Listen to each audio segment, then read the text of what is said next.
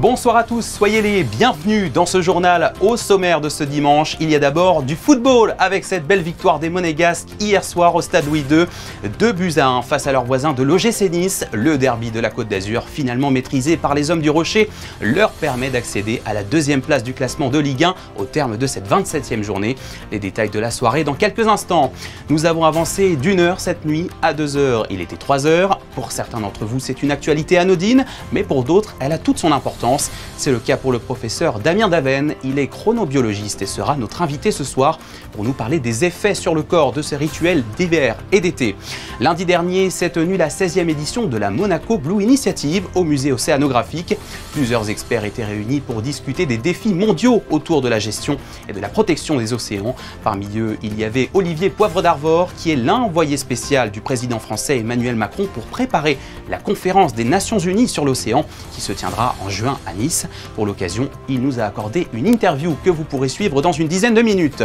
Nous ouvrirons aussi une page musicale avec la suite du programme du Printemps des Arts qui a mis à l'honneur le jazz pendant 2 jours au Théâtre des Variétés. Le pianiste Hervé Célin, invité d'honneur de ce 3e week-end de festival, y a revisité les œuvres de Claude Debussy et Maurice Ravel. Et puis pour finir, connaissez-vous Beyond Monaco? C'est la page Instagram créée par un binôme de frères et sœurs qui propose de vous raconter l'histoire de Monaco, sa culture et la vie de ses institutions. Ce sera le portrait de ce dimanche. Mais pour commencer, regardez ces magnifiques images. Le bal de la Rose a illuminé la salle des étoiles hier au Sporting Monte-Carlo sur un thème caribéen, en présence bien sûr de la présidente de l'événement, son Altesse Royale la Princesse de Hanovre, accompagnée de leurs Altesses Sérénissimes le Prince Albert II et la Princesse Charlène, mais également d'un panel d'invités encore très prestigieux. Une nouvelle édition qui aura permis, je le rappelle, de récolter un maximum de fonds pour la Fondation Princesse Grace, qui œuvre en faveur des enfants malades et pour des projets culturels chez les étudiants. Au même moment, hier soir, au Stade Louis II, je le disais, l'AS Monaco FC a décroché la victoire 2-1 face à son voisin l'OGC Nice. C'était le tant attendu et redouté derby de la Côte d'Azur pour la 27e journée de Ligue 1. Les Monégasques avaient pourtant mal commencé la soirée en loupant un pénalty dès la 6e minute et en concédant l'ouverture du score contre le cours du jeu juste avant la mi-temps. C'est le Danois Mika Biret qui leur a permis de revenir au score en deuxième partie de jeu avant le but ultime à la 73e minute signé Brillon Bolo sur une très belle action collective. Un succès qui permet aux hommes du Rocher de prendre la place de l'Olympique de Marseille en deuxième position au classement de la Ligue 1, juste derrière le leader du Paris Saint-Germain, qui ne se verra donc pas sacré tout de suite. Écoutez justement les réactions de Brillon Bolo, le buteur décisif, et Magnès Akliouche, auteur de 2 passes décisives hier. Ils étaient au micro de Gaëtan Lebrun. Les premiers 20-25 minutes, 30 minutes, c'était bien. On a les occasions, on a le penalty qui n'en pas dommage. On sait qu'on a les occasions, mais on ne peut rien s'acheter. Donc du coup, il faut se dire la vérité. Il faut forcer. Comme je dis, il faut vraiment forcer parce que la ligne de 5, ils étaient quand même avec beaucoup de contacts en concurrent. Et comme j'ai dit, on savait que il fallait juste marquer. Après, la tendance va se tourner. Après, on aurait nos occasions comme on les aime. Et du coup, on avait après vraiment le but de Mika. Il y avait des espaces, on les avait. Et la tendance a changé. Et du coup, c'était un peu plus simple pour nous. Et aujourd'hui aussi, gros compliment aux joueurs qui sont entrés. Balo après 5-6 mois, Mgolo, on a toujours dit on a un gros effectif. Aujourd'hui, c'était vraiment une victoire d'équipe. Et aujourd'hui aussi, on doit se dire en gros bravo aux fans. Ils étaient là. Je trouve vraiment que la mi-temps et les 65e minutes, ils ont poussé. Et après le 1-1, on savait que c'était juste une question de temps pour chercher le deuxième. On a réussi à récupérer cette deuxième place. Maintenant, l'objectif, c'est d'y rester jusqu'à la fin de saison. Je crois qu'il reste 7 matchs. Donc maintenant, il va falloir tout donner pour rester là-haut. Voilà, et un planning chargé attend désormais les Monégasques en avril, avec d'abord un déplacement à Brest le week-end prochain, suivi de la réception de l'Olympique de Marseille le 12 avril. Toujours en football, une autre victoire à souligner, celle des joueurs du lycée Albert Ier qui ont décroché le titre de vice-champion de France vendredi à Chartres face à leurs adversaires de Bressuire dans les Deux-Sèvres. Un titre glorifique qui s'ajoute à celui de champion de France que les jeunes monégasques avaient remporté l'année dernière. Souvenez-vous, c'était à Abbeville, de quoi faire rayonner encore un peu plus l'UNSS monégasque. Bravo à eux. La nuit dernière, nous avons changé d'heure à 2 heures. Il était 3 heures, peut-être n'avez-vous rien senti, mais certains prennent cette tradition annuelle du changement d'heure très au sérieux, pour bien des raisons que nous allons à présent évoquer avec notre invité du jour, le professeur Damien Daven. Bonsoir à vous. Bonsoir. Merci d'avoir accepté notre invitation sur Monaco Info. Vous travaillez à l'université de Caen en Normandie. Vous êtes spécialiste de la mécanique du temps sur les êtres vivants. Cela s'appelle la chronobiologie. D'abord, première question, expliquez-nous un peu en quoi consiste votre travail. Alors, mon travail, c'est de faire de la recherche sur tous les mécanismes temporels, tous les mécanismes physiologiques temporels, c'est-à-dire étudier comment on organise le temps au niveau de notre physiologie, de notre biologie. Oui. Donc ça implique qu'on ait une horloge qui pilote tout le système et cette horloge, elle existe dans tous les systèmes vivants pour organiser le temps, prévoir les choses, faire en sorte que tout se passe bien. Alors pour entrer dans le vif du sujet, comment le corps vit un changement d'heure d'une seule heure dans le sens du passage à l'heure d'été plutôt qu'à l'heure d'hiver? De manière générale, j'entends, hein, puisque tout le monde le vit différemment aussi, j'imagine, adultes, enfants, seniors. Pour les changements relativement brutaux comme ça se passe aujourd'hui, c'est-à-dire quand on se réveille le matin avec un changement d'heure qui nous est imposé, soit une heure de plus, soit une heure de moins, aujourd'hui c'est une heure de plus, dans ces situations, l'organisme va se préparer à s'adapter. C'est-à-dire qu'il y a un petit décalage qui est très rapidement enregistré par l'horloge et l'horloge va faire en sorte de se remettre à la nouvelle heure. Alors c'est toujours beaucoup plus difficile quand il faut avancer l'horloge que quand il faut la reculer. Et donc là, il faut avancer l'horloge et le passage de l'heure d'hiver à l'heure d'été est toujours plus difficile que le passage de l'heure d'été à l'heure d'hiver.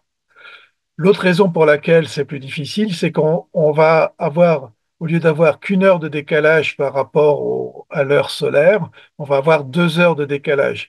Et ce décalage par rapport à l'heure solaire, c'est un décalage intrinsèque puisque notre horloge, elle est programmée pour l'heure solaire, elle n'est pas programmée pour des temps qu'on lui impose. Donc, elle va avoir plus de difficultés à s'ajuster, comme on dit, que dans le passage à l'automne de d'été à l'heure d'hiver. Ça prend un certain temps, c'est physiologiquement difficile. On observe des difficultés qui peuvent se traduire par des problèmes plus ou moins graves. En règle générale, les difficultés sont plus observées chez les gens qui sont, comme vous l'avez dit tout à l'heure, plutôt jeunes ou plutôt âgés. C'est-à-dire quand on s'éloigne un petit peu d'un fonctionnement normal de l'horloge. Voilà, c'est-à-dire, l'horloge peut être plus en difficulté avec les enfants, avec les bébés surtout, et avec les personnes âgées qui sont un peu dépendantes d'autres personnes.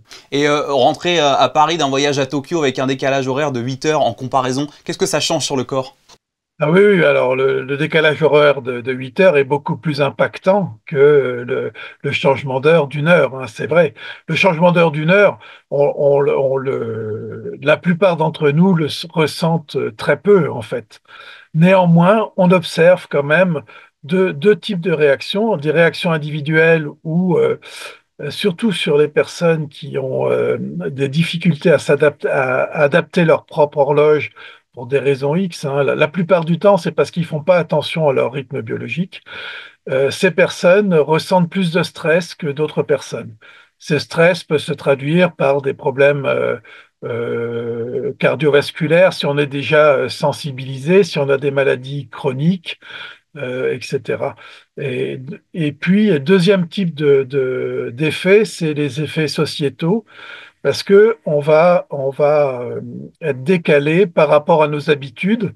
Et par exemple, on va sortir le matin, il va faire plus nuit que les jours précédents et les habitudes qu'on a de marcher dans la rue, etc., sont des habitudes où on a déjà,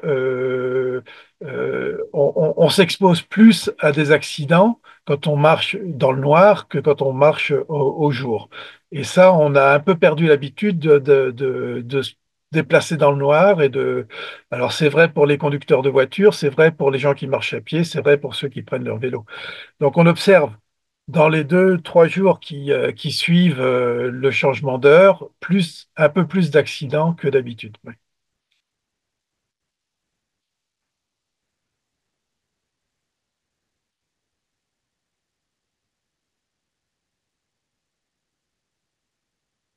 En tant que chronobiologiste, je serais pour revenir à l'heure d'hiver.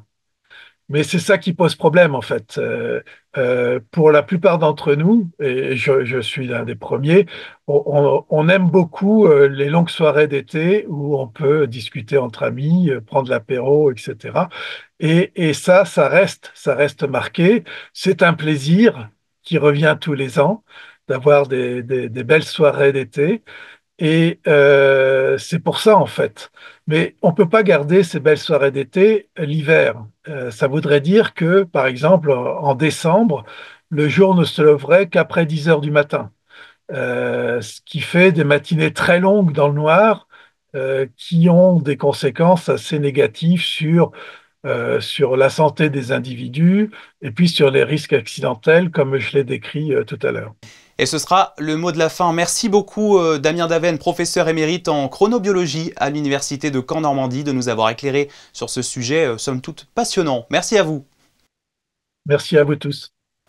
Une nouvelle exposition a ouvert ses portes hier au musée océanographique. Elle porte le nom de Méditerranée 2050 et offre un nouveau regard aux visiteurs sur la Grande Bleue et ses enjeux. 1000 mètres carrés immersifs et interactifs que sont allés découvrir Alban Gingembre et Camille Caloni. Regardez. 17 000, c'est le nombre d'espèces marines qu'on trouve en Méditerranée. Avec cette exposition, l'Institut océanographique souhaite sensibiliser le public sur cette richesse qu'il faut protéger. La principauté a pour objectif de préserver 30% des terres et des océans d'ici 2030. On souhaite emmener le public vers un futur désirable en fait, pour la Méditerranée. Donc on essaie de l'emporter avec nous à travers notre espoir, à travers les solutions concrètes qu'on peut proposer pour protéger la Méditerranée et l'ensemble des espèces et écosystèmes qui s'y trouvent. C'est la création et la bonne gestion d'aires marines protégées en Méditerranée qui offre un espace privilégié pour que la nature puisse se régénérer et offrir tous les services écosystémiques qu'elle est en capacité de faire. Donc ça c'est un des éléments. Ensuite on propose aux visiteurs de s'engager à titre individuel, c'est-à-dire par un comportement davantage vertueux, et ça s'adresse pour tous les usages de la mer, c'est-à-dire lorsqu'on est à la plage, sur un bateau, lorsqu'on se nourrit.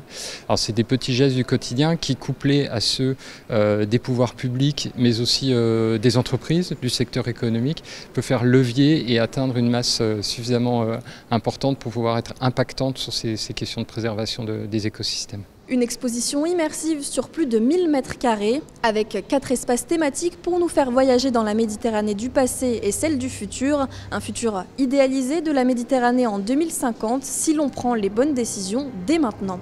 L'idée c'est de transformer cette salle qui est centenaire en un vaisseau, un submersible, qui va nous emmener à travers une navigation sous la mer. On voulait que ça soit une exploratrice, en symbole à une fameuse océanographe, Anita. Et l'idée, c'était de choisir une enfant qui a 10 ans aujourd'hui et qui nous emmène en 2050 dans son rêve. Et on trouve que c'est une bonne façon d'émerveiller les enfants et de développer leur imaginaire. C'est dire, surveillons notre mer, essayons de la préserver du mieux qu'on puisse. Et en 2050, espérer d'avoir ce futur souhaitable. Et pour encore plus d'immersion, l'Institut propose une activité immersive en réalité virtuelle qui nous plonge dans une aire marine protégée. Le public est aussi invité à agir en faisant des propositions individuelles. Sur le même thème, lundi dernier s'est déroulée la 16e édition de la Monaco Blue Initiative au musée océanographique. Un événement qui a toute son importance alors que se tiendra en juin à Nice la conférence des Nations Unies sur l'océan. À la table des discussions, il y avait Olivier Poivre d'Arvor. Il est l'envoyé spécial du président de la République française, Emmanuel Macron, qui l'a chargé de la préparation de cette conférence. Il était l'invité d'Émilie Rousseau lundi. Écoutez. Bonsoir. Cette Monaco Blue Initiative est un rendez-vous déterminant à quelques mois de la conférence des Nations Unies pour l'océan qui aura lieu à Nice et du Blue Economy and Finance Forum qui se tiendra à Monaco. Ben oui, parce qu'on prend les choses au sérieux ici à Monaco et donc je ne dis pas qu'on fasse une répétition, mais on sait que le 7 et le 8 juin 2025, nous aurons autour de la table au Grimaldi Forum, je pense toutes celles et tous ceux qui comptent pour le financement et l'économie bleue. Et donc c'est un gros enjeu, c'est donc un événement préparatoire de la conférence des Nations Unies pour l'océan. Donc c'est pas une réunion entre amis, c'est une réunion multilatérale dans un contexte géopolitique un peu compliqué. Donc il vaut mieux être prêt et c'est ce que le prince Albert ici a fait en ouvrant cette journée et ce que nous faisons à sa suite pour préparer à la fois les argumentations, mais voir aussi concrètement ce à quoi nous allons aboutir au bout de ces 2 jours du Blue Economy and Finance Forum. C'est un rendez-vous qui pourrait être un moment charnière pour l'avenir de l'océan ? Je pense parce que d'abord, peu de gens savent l'importance en termes économiques de l'océan. Et l'OCDE va publier ces chiffres et montrant que si l'océan était une économie nationale, ça serait la 5e économie nationale au monde. C'était la 7e ou 8e il y a 10 ans. C'est dire que les bénéfices de l'océan augmentent, les ressources de l'océan augmentent et que notre problématique, c'est évidemment de faire connaître que l'océan peut être une bonne affaire pour les humains à travers la pêche, les transports maritimes, le tourisme, les câbles, les énergies nouvelles, tout ça, mais qu'il faut que ça soit une bonne affaire pour la nature et la planète.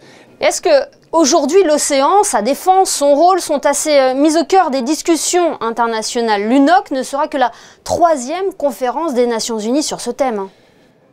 Oui, vous avez vraiment raison de le rapporter. Cette même année, quelques mois plus tard, nous serons à Belém au Brésil pour la 30e COP climat.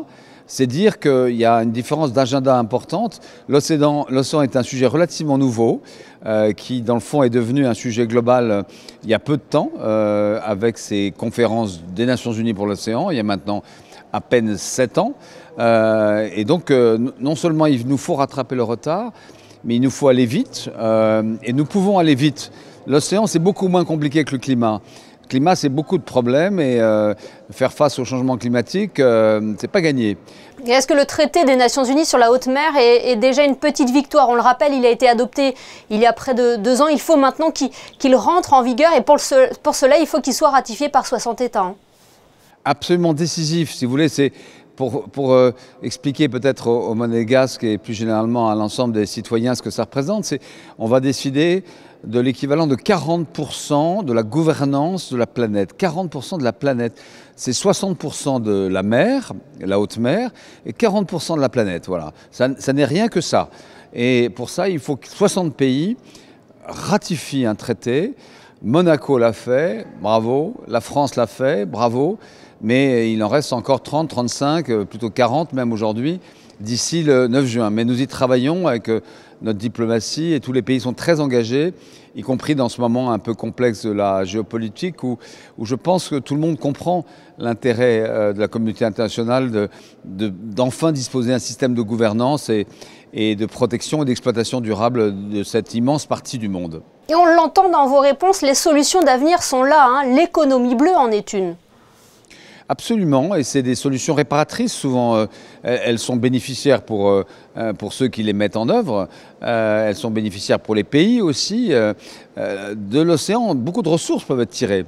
Aujourd'hui, elles sont essentiellement halieutiques, elles sont liées au transport maritime, mais elles peuvent l'être beaucoup plus à travers l'aquaculture, elles peuvent l'être beaucoup à travers le tourisme qui se développe dès lors qu'il sera un vrai tourisme bleu. L'activité de câble ne fera qu'exploser dans les temps qui viennent, pareil pour les énergies renouvelables.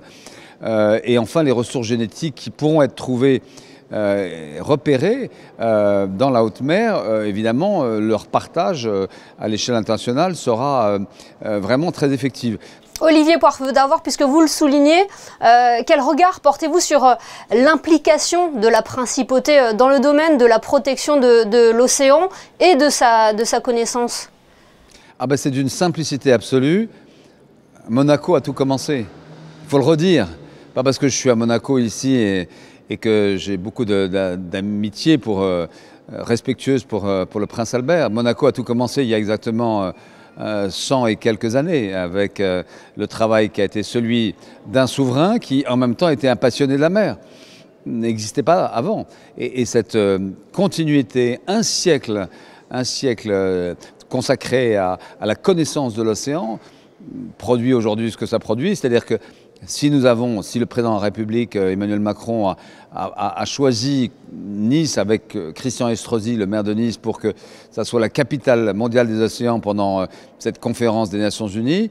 C'est aussi, évidemment, parce que nous sommes dans la très grande proximité de Monaco et que là, c'est un moyen d'attirer beaucoup d'acteurs que vous recevez régulièrement et qui savent ici que depuis plus d'un siècle, il y a un dirigeant qui souvent fut le seul à porter la voix des océans aux Nations Unies depuis qu'elles existent, et c'est ce qu'a fait le prince Albert depuis de nombreuses années et que nous faisons maintenant de manière équilibrée et rassemblée autour de votre message et avec un message universel qui, je crois, intéresse la nouvelle génération et sera surtout utile à cette nouvelle génération. Un message que nous relayerons dans quelques mois à l'occasion de la conférence des Nations Unies pour l'océan qui aura lieu à Nice et du Blue Economy and Finance Forum qui se tiendra donc ici même à Monaco. Merci beaucoup Olivier Poivre d'Arvor d'avoir été notre invité ce soir. Merci à vous. Ouvrons un chapitre musical à présent. Cette nouvelle édition du Printemps des Arts a accueilli du jazz vendredi et samedi soir au Théâtre des Variétés à travers une relecture des œuvres de Maurice Ravel et Claude Debussy. Une belle surprise quand on sait que ce dernier n'était pourtant pas un adepte de ce genre musical. Voyez ce reportage de José Sacré sur les images d'Alexandra Marangoni.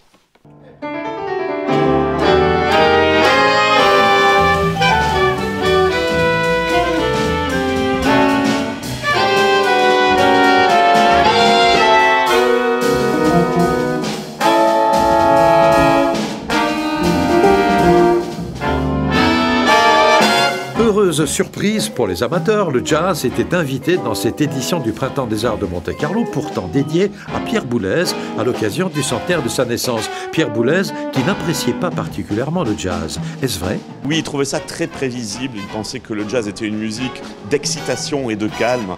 Et donc, il n'a jamais vraiment fait preuve d'un quelconque intérêt pour ce répertoire, voire il le dépréciait assez régulièrement. Alors pourquoi l'avoir programmé, le jazz? Parce que de toute façon, au Printemps des Arts, il faut qu'il y ait du jazz. Alors je l'ai programmé, mais par un biais plus boulésien, c'est-à-dire la référence à Debussy et Ravel, deux compositeurs qui ont inspiré énormément de jazzman et qui étaient des compositeurs fétiches de Pierre Boulez.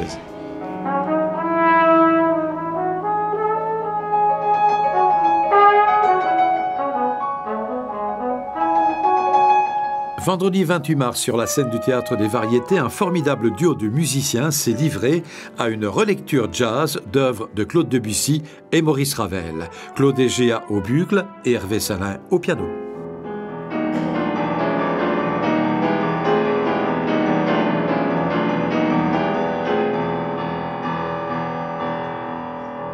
Ça fait pas mal d'années que je fais ça en fait, et c'est un petit peu mes origines en tant que pianiste classique, d'avoir pratiqué toutes ces musiques qui m'a aussi donné l'envie de les réunir. Et donc en fait je les déshabille pour les rhabiller à ma façon, c'est-à-dire que j'en prends le fond, les choses essentielles, et puis je les rhabille en jazz à ma manière, comme on pourrait le faire avec n'importe quelle musique en fait, mais c'est vrai que les mélodies de Debussy sont extraordinaires.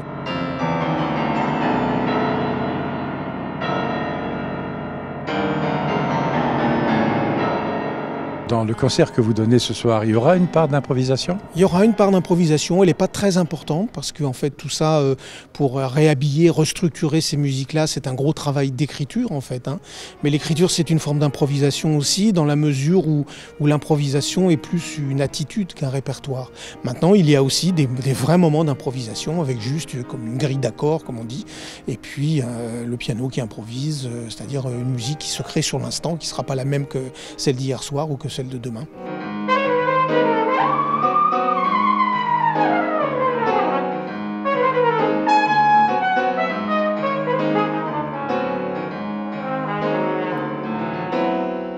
D'abord trompettiste classique pendant 9 ans avec l'Orchestre national du Capitole de Toulouse, avant de monter à Paris, comme l'on dit, pour goûter à d'autres musiques, le trompettiste Claude Egea a travaillé avec Henri Salvador, Charles Aznavour, Calogero, Francis Cabrel, Zaz, Quincy Jones, Diana Ross, Ray Charles et Michel Legrand pendant 20 ans.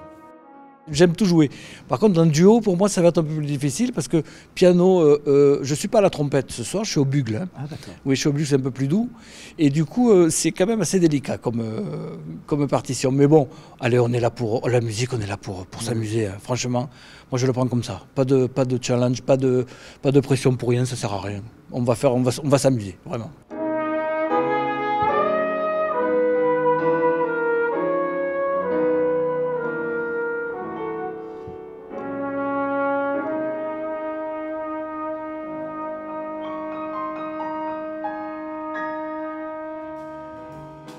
Samedi 29 mars, toujours au Théâtre des Variétés, concert par le Hervé Salin Tentet, un ensemble de musiciens de grand talent, des pointures comme l'on dit, dans un programme intitulé Marciac New York Express. C'est une belle histoire parce que ça parle notamment du festival de jazz de Marciac, dans le sud-ouest de la France, mais aussi des rapports, de mes propres rapports avec les États-Unis, avec l'Amérique, et des rapports aussi de ce festival, et tout ça à travers le prisme d'une personnalité importante qui est Wynton Marsalis. C'est lui qui vous avait invité à New York. Il m'avait invité à New York, j'ai la chance d'être ami avec lui depuis très longtemps, et donc il y a une espèce de quadrature du cercle qui s'est faite, l'envie déjà, puisque j'ai travaillé pendant de nombreuses années au festival Marciac, de rendre hommage un petit peu à ce qu'est devenu ce petit village, et puis aussi la passerelle avec les États-Unis, la grosse pomme et New York et Wynton Marsalis. Avec Wynton Marsalis, alors Wynton Marsalis c'est mon dieu, ça c'est mon dieu vivant, je connais personne qui joue comme lui. Comment vous dire, je ne sais pas comment parler de cet homme-là parce que c'est tellement un génie. Et quand donc Hervé a écrit cette musique pour Wynton, ça, quand il m'a dit qu'on allait le jouer, qu'on allait l'enregistrer, alors là j'étais aux anges.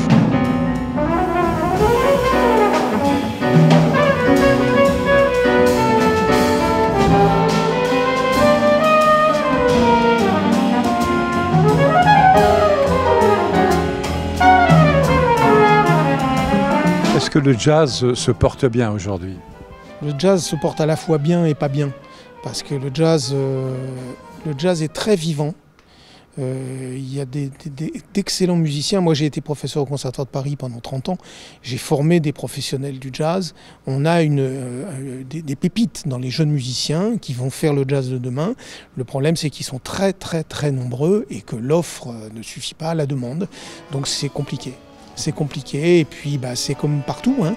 Il y a moins de moyens, il y a plus de demandes, il y a moins de lieux, il y a moins de subventions, il y a moins de gens aussi passionnés qui ont une véritable culture du jazz. Donc on mélange un peu les choses, on fait prendre pour du jazz ce qui n'en est pas.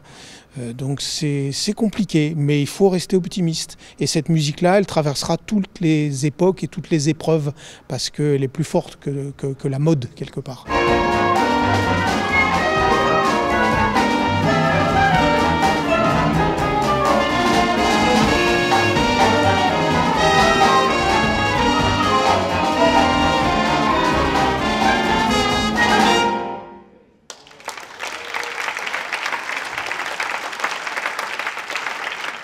Toujours en musique, jeudi a été publiée la programmation du Monte Carlo Summer Festival. Nous savons désormais que 20 dates sont prévues du 5 juillet au 15 août avec bien sûr des révélations et des légendes de la musique. On fait le point sur ce qui vous attend sur scène cet été avec Fabien Bonilla et Alexandra Marangoni.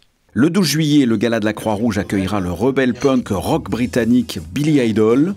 Le 16 juillet, la pop star montante qui a enflammé les Emmy Awards avec son salto sur un piano, Benson Boone sera lui aussi au Sporting d'été. L'iconique guitariste latinos Carlos Santana, il l'avait déjà dévoilé lors de l'annonce de sa tournée, Carlos Santana s'arrêtera à Monaco le 23 juillet. Le lendemain, le 24, de la musique électro pour un concert debout avec Paul Kalbrenner. Le 25 juillet, The Dire Straits Experience, ce n'est pas exactement un tribute, mais un concert avec Chris White, le saxophoniste de ce légendaire groupe britannique de rock. Autre légende, mais du hard rock, le groupe allemand Scorpion, avec ses 100 millions d'albums vendus à travers le monde. Ils seront dans la Salle des Étoiles le 26 juillet. C'est un grand acteur, mais ne l'oublions pas, il a d'abord été rappeur. Will Smith sera à Monaco le 2 août. Il y aura aussi du disco avec le mythique groupe Kool and the Gang le 13 août.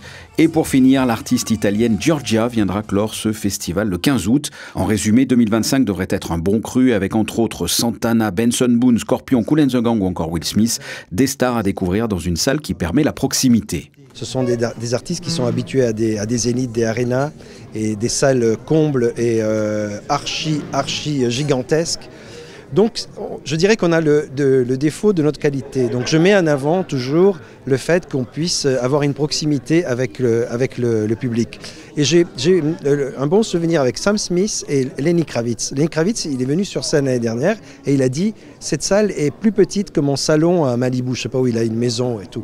Donc j'ai trouvé le truc rigolo parce qu'ils en jouent et ça devient vraiment un joke, mais qui est bon pour nous parce que au final les artistes et le public ont besoin d'échanger. Et Sam Smith aussi, il a dit j'ai jamais vu un public aussi beau. Et il venait de faire une tournée de 1 an dans les plus grands stades et les plus grandes salles. Donc c'est pas évident. Mais on y arrive. J'ai pas fini encore parce qu'il y en a d'autres que j'arriverai. Je lâche pas l'affaire en tout cas. Et comme les années précédentes, un groupe proposera 10 dates entre celles dont on vient déjà de parler. Le show Motown All Star nous plongera dans l'âge d'or de la soul, sans oublier la première partie de tous les concerts de cette saison, le Girls Band Ultramarine. Et sachez pour finir que la billetterie est déjà ouverte. Vous connaissez sans doute Beyond Monaco, c'est le nom d'une nouvelle page sur le réseau social Instagram. Elle est animée par un binôme de frères et sœurs qui a eu l'idée de raconter au public l'histoire de Monaco, sa culture, ses sports ou encore ses différentes institutions. Découvrez ce portrait signé Alban Gingembre et Julien Logier. Micro enclenché et prompteur qui défile, Léonard et Olympe ont un objectif, présenter Monaco sous un angle nouveau. Plus qu'un grand prix et des quartiers chics, ce duo fraternel veut montrer les institutions et l'histoire riche qui font la principauté. On a des thématiques différentes. Ma sœur, c'est plutôt les associations, la culture, les opéras, et moi, c'est exposition, métier, histoire. On se renseigne et on vérifie ce qu'on sait aussi. Lui rêve d'être journaliste et elle souhaite intégrer Sciences Po. Du haut de leurs 13 et 15 ans, ils informent le public à visage découvert sur la plateforme. Un premier pas pour aller au bout de leurs ambitions. Des fois, on trouve qu'on fait pas assez de gestes quand on parle, qu'on n'articule pas assez, que par exemple, c'est pas assez beau pour faire une vidéo. Je suis un peu timide, je parle pas beaucoup, du coup, c'est un peu le fait de parler devant tout le monde, place publique, et puis d'être filmé aussi, c'est pas quelque chose que j'aurais fait de base. Beyond Monaco voit le jour le 18 février sur Instagram. Céline, mère de Léonard et Olympe, encadre l'activité de ses enfants sur le réseau social. Ça leur permet de préparer le travail en amont, de faire des recherches, de faire attention aux recherches sur lesquelles et les sites sur lesquels ils travaillent et sur lesquels ils cherchent les informations. Je suis là souvent parce que je leur prête mon téléphone pour qu'ils puissent jouer les prompteurs. Et après, sur le post-montage, vérifier qu'il n'y ait pas de faute d'orthographe ou des petits détails comme ça. C'est vraiment super de voir qu'ils sont capables de travailler ensemble. C'est une petite fierté. Ouais. Une initiative pleine de fraîcheur avec encore de nombreuses idées à venir. Un petit mot pour finir sur l'association de quartier Le Rocher qui a organisé aujourd'hui son vide-grenier. Il était installé sur la place de la Cathédrale et l'avenue des Pins de 8h à 18h. C'est une petite tradition et comme vous le voyez sur ces images, elle a encore eu beaucoup de succès. Voilà, c'est la fin de cette édition du dimanche. Merci à vous de l'avoir suivi et merci pour votre fidélité. Dans un court instant, ce sera la météo présentée par Sarah Nkari. Ensuite, vous retrouverez Yann-Anthony Nogues pour 19h dimanche. Et puis demain, ne manquez pas le nouvel épisode du podcast de Geneviève Berthy qui recevra le radiologue émérite et président de l'Ordre des médecins, Jean-Michel Cuqui. À 19h, ce sera Émilie Rousseau qui vous accueillera ici pour un nouveau journal. Belle soirée sur Monaco Info. À bientôt.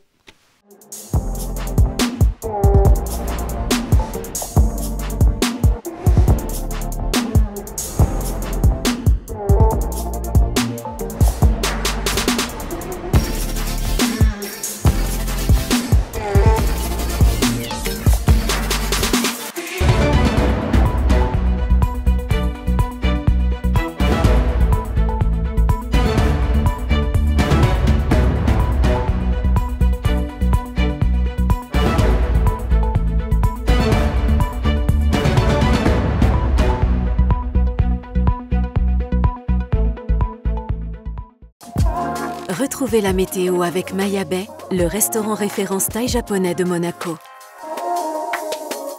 Bonsoir à tous, bonne nouvelle, la semaine va démarrer sous le soleil, le ciel devrait être totalement dégagé ce lundi, la température minimale sera de 13 degrés, la maximale 19 en milieu d'après-midi et lundi suivant grimpera jusqu'à 5. Enfin en ce 31 mars, pensez à souhaiter une bonne fête au Benjamin de votre entourage. Pour l'anecdote, ce prénom vient de l'hébreu et signifie fils de la chance. Belle soirée à tous sur Monaco Info. C'était la météo avec Maya Bay, le restaurant référence thaï japonais de Monaco.